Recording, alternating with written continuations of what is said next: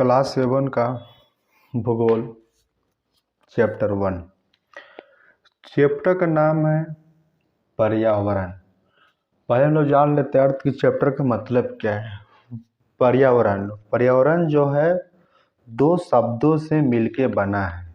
पहला शब्द है पर्या।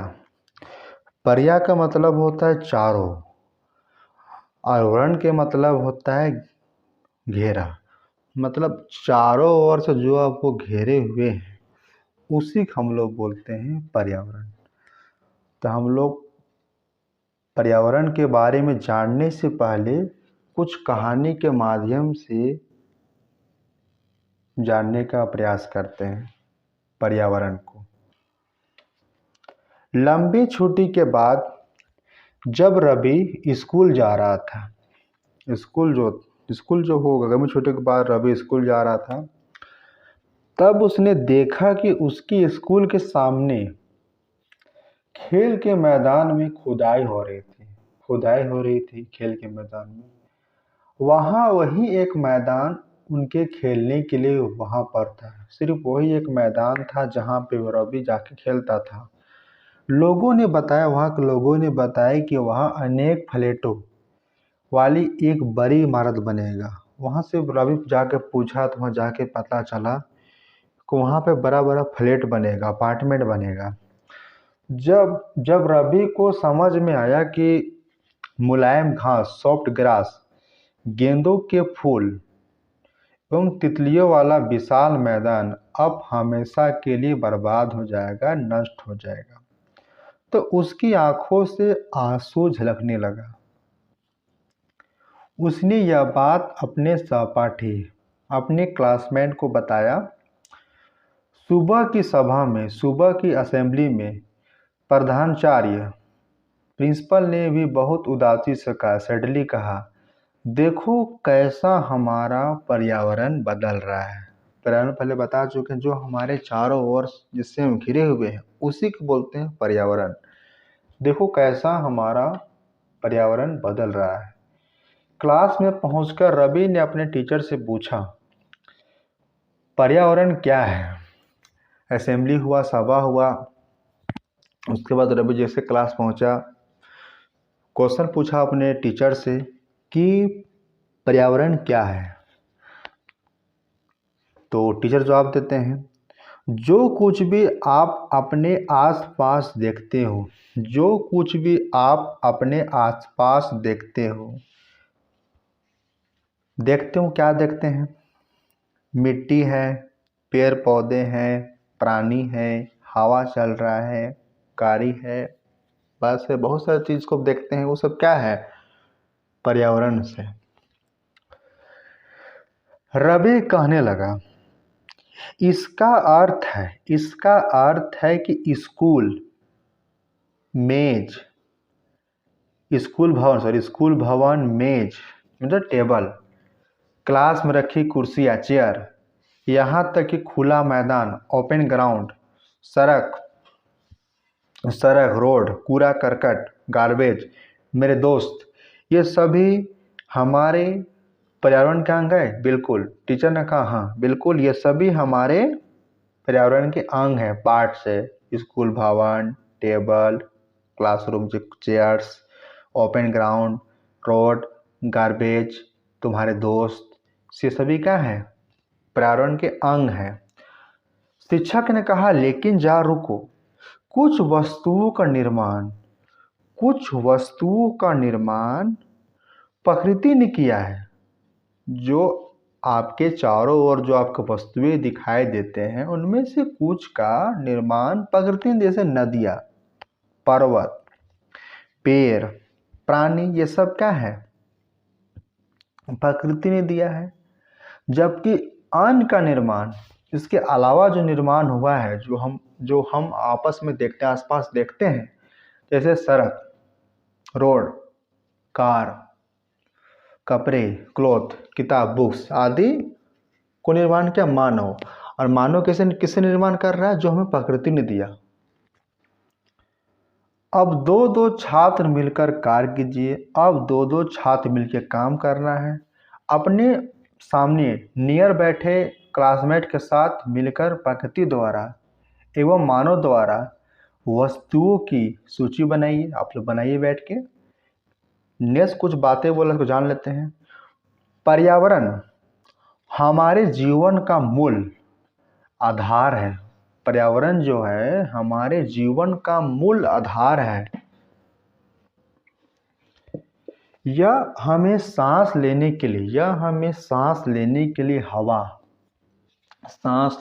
हवा, पीने के लिए पानी, खाने के लिए भोजन एवं रहने के लिए भूमि प्रदान करता है। कौन प्रदान करता है? पर्यावरण। मानव इस प्राकृतिक पर्यावरण में कैसे परिवर्तन करता है? मानव इस प्राकृतिक पर्यावरण में कैसे परिवर्तन करता है, सबके बारे में डिटेल हम लोग पढ़ेंगे। कार का धुआं वायु को प्रदूषण करता है, वायु को पल्यूट करता है। पानी को पात्र में जमा किया जाता है, भोजन को बर्तनों में परोसा जाता है और भूमि पर कारखानों का निर्माण होता है। लैंड में फैक्ट्री का निर्माण होता है। मानव कार, मिल, कारखानों एवं बर्तनों का निर्माण करता है। इस प्रकार से मानव प्राकृतिक पर्यावरण में परिवर्तन करता है। जो प्रकृति ने हमें जो दिया है उसी में हम बदलाव करके मानव अपने आवश्यकता अनुसार वस्तुओं का निर्माण करता है। अब हम लोग चैप्टर को शुरू करते हैं। नेक्स्ट देखिए। रवि, परमजीत, जेसी, मुस्तफा, आशा सभी यह सूची बनाने के लिए उत्सुक थे, क्यूरियोसिटी थे सूची बनाने के लिए कि प्रकृति ने क्या दिया, मानव क्या बनाए। इकबाल ने पूछा हमारा पर्यावरण क्यों बदल रहा है। टीचर से पूछा इकबाल कि हमारा एनवायरनमेंट क्यों चेंज हो रहा है। तो शिक्षक ने, टीचर ने जवाब दिया, रिस्पॉन्स दिया। क्या देखिए, ऐसी हमारे ज़रूरतों से कारण होता है।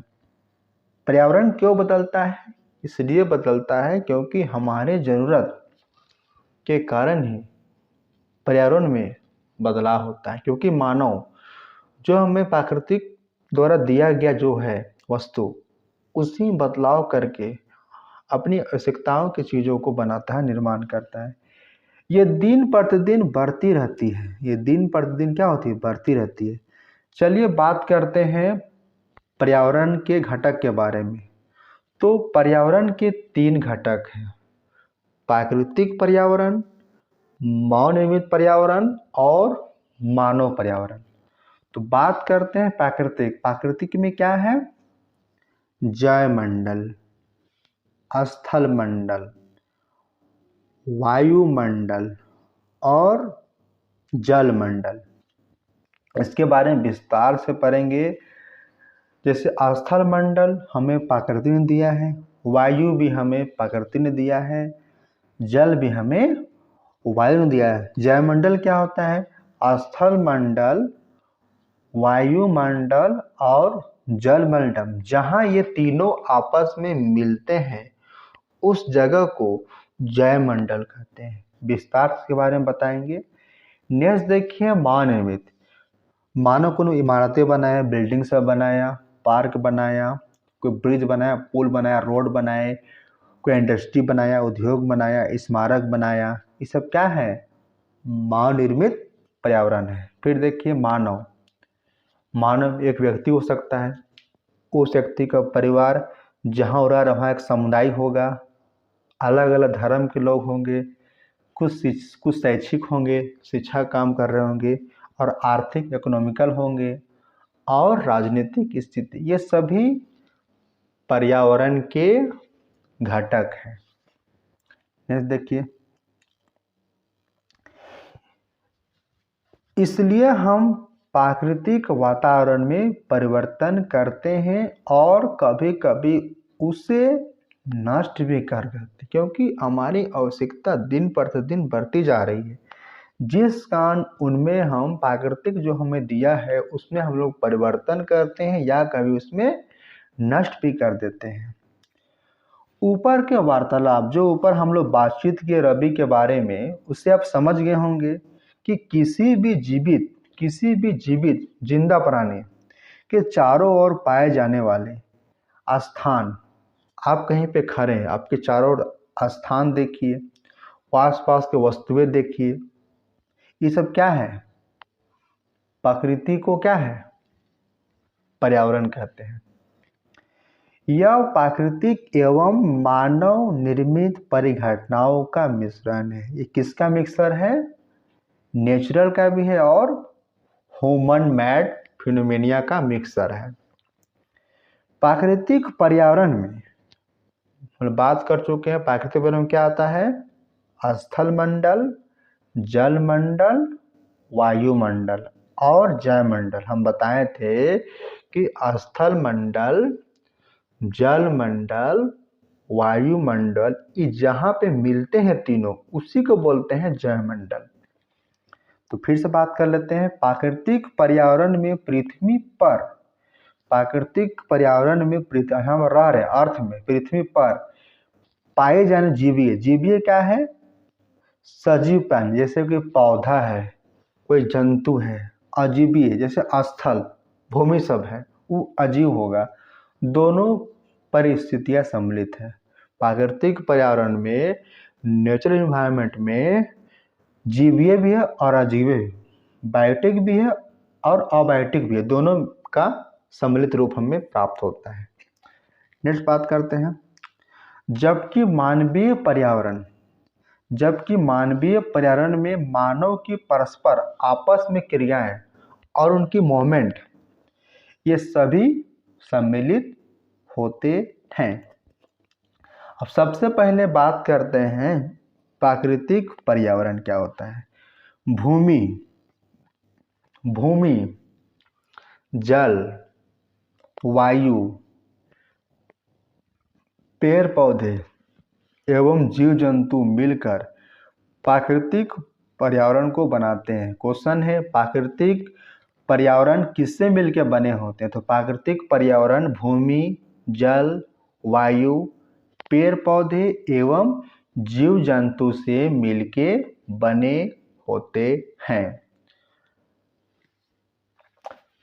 पृथ्वी की ठोस, अर्थ की ठोस, सॉलिड, पृथ्वी की ठोस ऊपरी परत को स्थल मंडल कहते हैं। स्थल मंडल किसे कहते हैं? अर्थ का जो ठोस लेयर जो है, सॉलिड लेयर जो है, उसी को हम लोग स्थल मंडल कहते हैं। हम लोग कहाँ रहते हैं? स्थल मंडल में रहते हैं।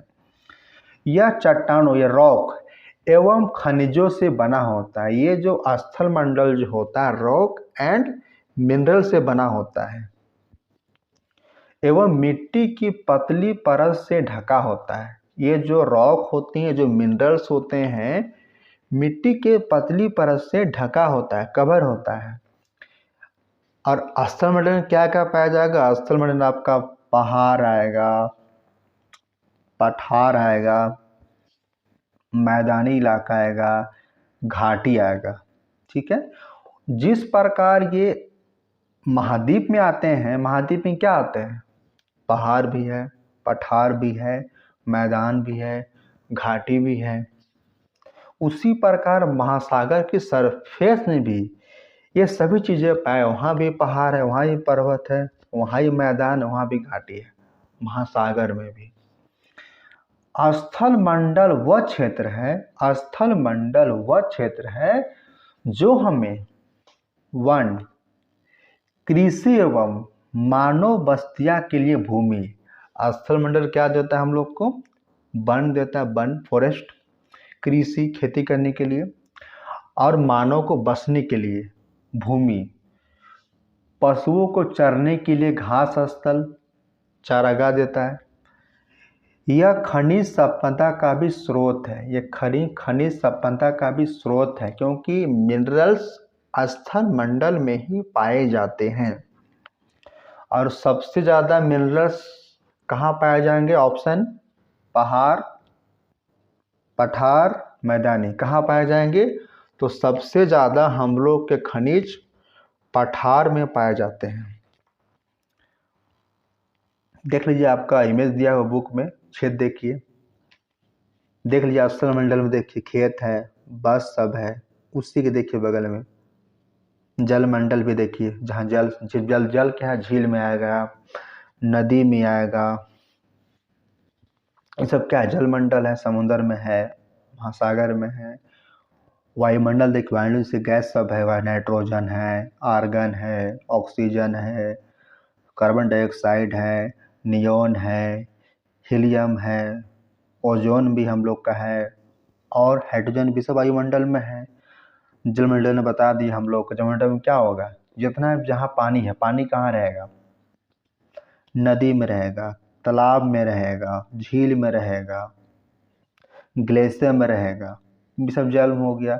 स्थल में, स्थल मंडल में क्या आएंगे, बता चुके हैं, पहाड़, पर्वत, पठार, घास, ये सभी आएंगे। और ये तीनों स्थल मंडल, जल मंडल और वायुमंडल जहाँ मिलते हैं, ये तीनों उसमें आ जाएंगे। स्थल मंडल, जयमंडल और वायुमंडल, इसी को हम लोग बोलते हैं जयमंडल। आगे बात करते हैं। जल के क्षेत्र को जलमंडल कहते हैं, जल के क्षेत्र को जलमंडल कहते हैं। यह जल के विभिन्न स्रोत, जल के स्रोत का है, नदी है, झील है, समुद्र है, महासागर है। जैसे विभिन्न जलाशयों से मिलकर बना है जलमंडल। किससे? नदी से, झील से, समुद्र से, महासागर आदि से मिलकर जलमंडल का निर्माण हुआ है। नेक्स्ट देखिए, यह सभी प्राणियों के लिए आवश्यक है। जल क्या है? सभी प्राणियों के लिए नेसेसरी है, आवश्यक है। पृथ्वी के चारों ओर, अर्थ के चारों ओर, सराउंडिंग, पृथ्वी के चारों ओर फैली वायु की पतली परत, पृथ्वी के चारों ओर, पृथ्वी के चारों ओर फैली वायु की पतली परत को वायुमंडल कहते हैं। और वायुमंडल हम लोग जानते हैं तकरीबन 8 प्रकार की गैस पाई जाती है, जैसे nitrogen, oxygen, argon, carbon dioxide, neon, helium, ozone, hydrogen. Next देखिए, पृथ्वी का गुरुत्वाकर्षण, पृथ्वी का गुरुत्वाकर्षण, ग्रेविटेशनल फोर्स, गुरुत्वाकर्षण बल जो अपने ओर खींचता है, पृथ्वी का गुरुत्वाकर्षण बल अपने चारों ओर वायुमंडल को जकड़ के रखता है, उसको थामे रखता है। यह सूर्य की झुलसाने वाली गर्मी, जो सूर्य को जो रोशनी आता है, गर्मी जो हीट होता है, एवं उनकी हानिकारक किरणों, हानिकारक रे से हमें रक्षा करती है। कौन रक्षा करता है? Ozone layer, O3।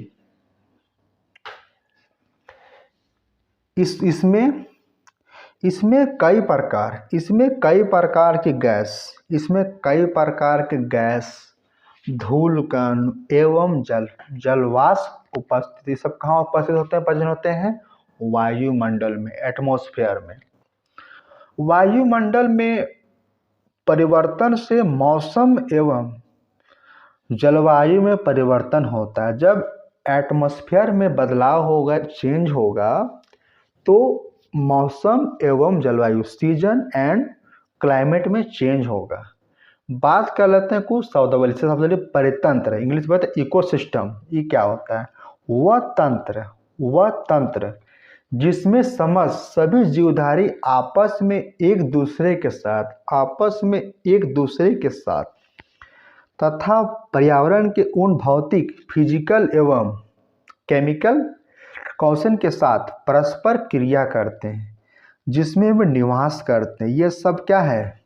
ऊर्जा और पदार्थ के हस्तांतरण द्वारा संबंध है।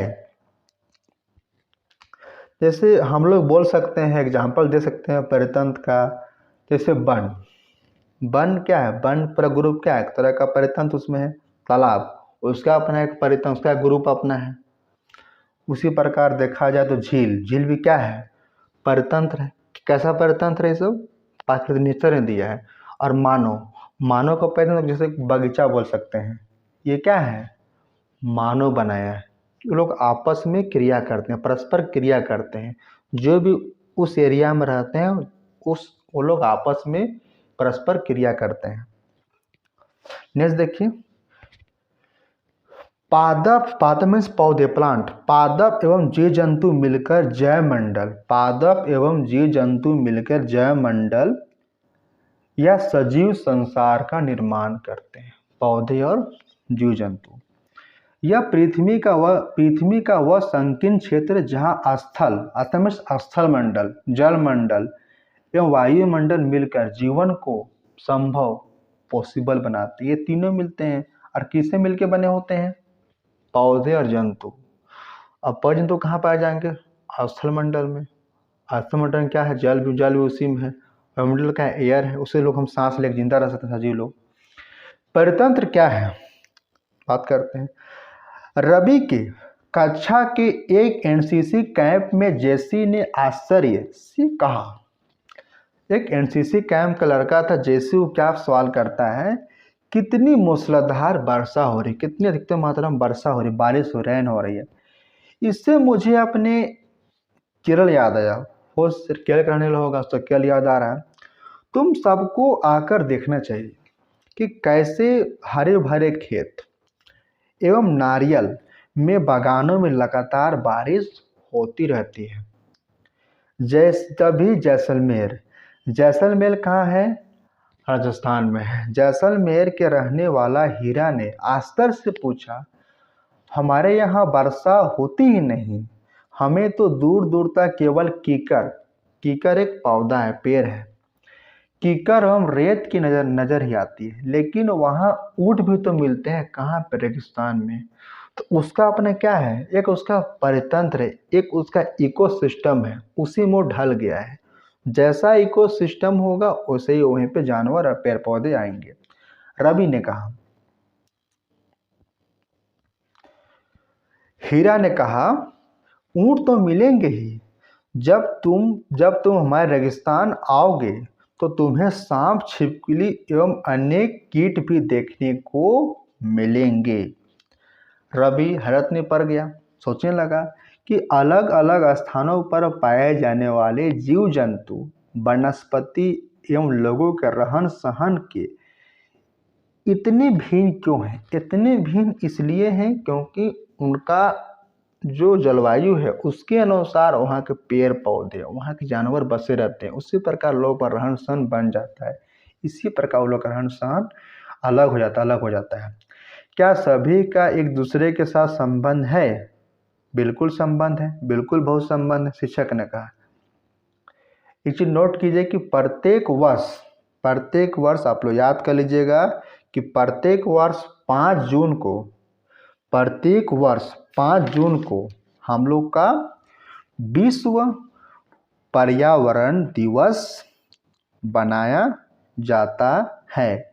आखिर ये दिन ही क्यों चुना गया, 5 जून को ही क्यों चुना गया, क्योंकि आप लोग को याद हो, कहीं पढ़े होंगे कि स्कॉटलैंड में एक सम्मेलन हुआ था। स्कॉटलैंड में एक सम्मेलन हुआ था, एक आयोजन हुआ था। कब हुआ था, 1972 में एक सम्मेलन हुआ था।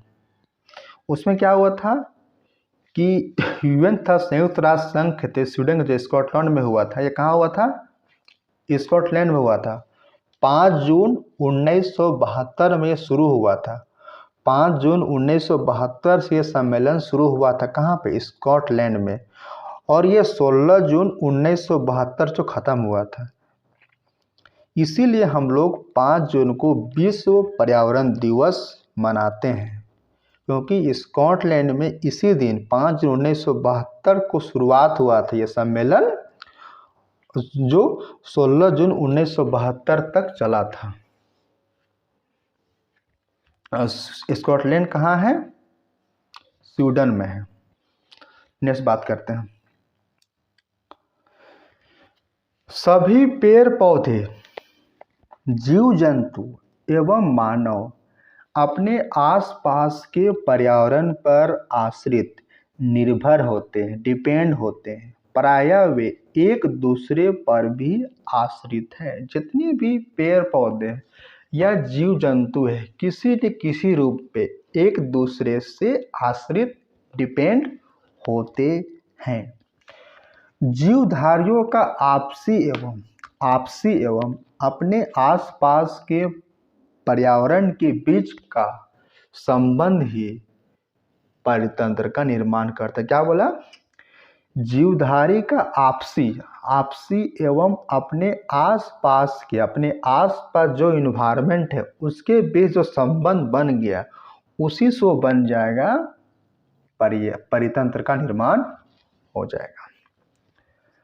अधिक वर्षा वाले वन, घास स्थल, रेगिस्तान, पर्वत, झील, नदी, महासागर एवं छोटे से ताल मीन्स तालाब भी एक परितंत्र हो सकता है, क्योंकि वन बहुत सारे वन होंगे, सब एक दूसरे संबंध रखेगा, रिलेशन रखेगा। क्या आपको लगता है कि जिस पार्क में रवि एवं उसके मित्र खेलते हैं वो भी एक परितंत्र बनाता है? बिल्कुल सही। क्या है कि उस परितंत्र में कुछ घास होंगे, कुछ पौधे होंगे, कुछ पेड़ होंगे, सब क्या होगा?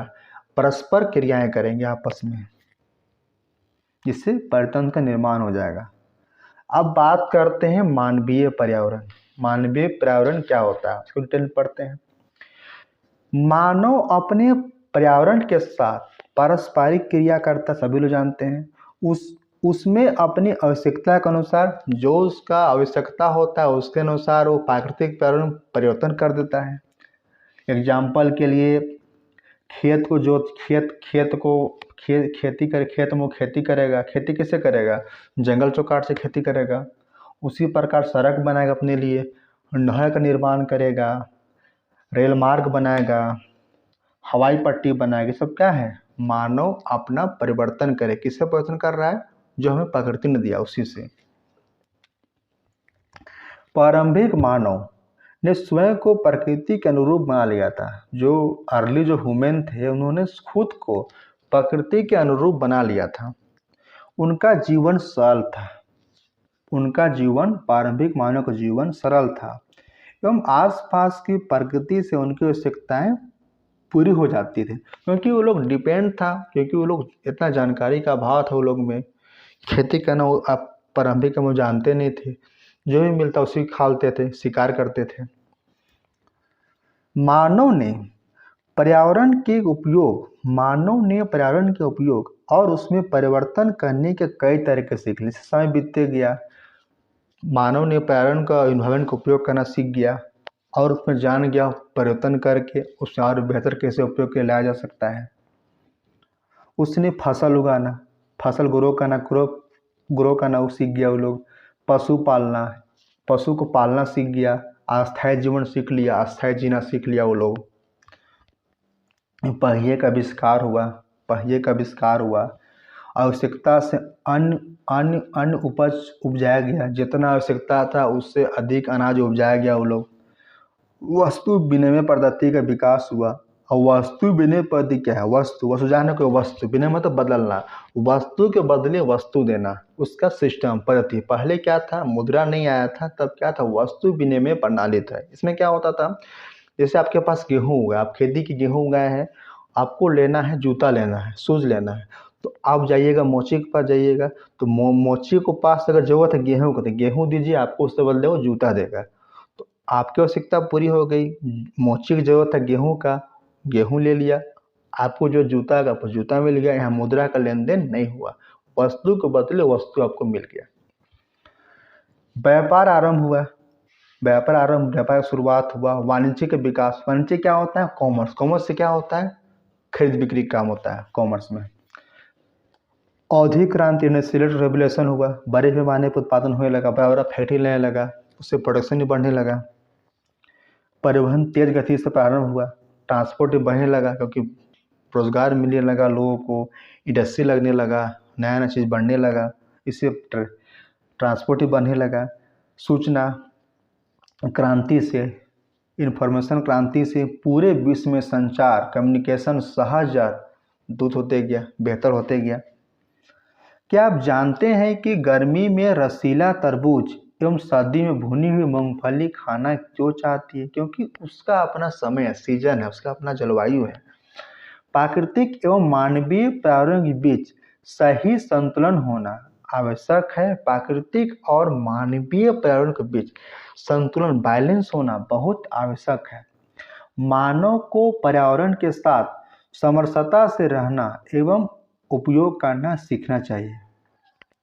रवि की कक्षा में मिजोरम की एक लड़की है नूरी। रवि की कक्षा में मिजोरम की एक लड़की है नूरी। वह अक्सर अपने स्थान की हरियाली की बात करती रहती है।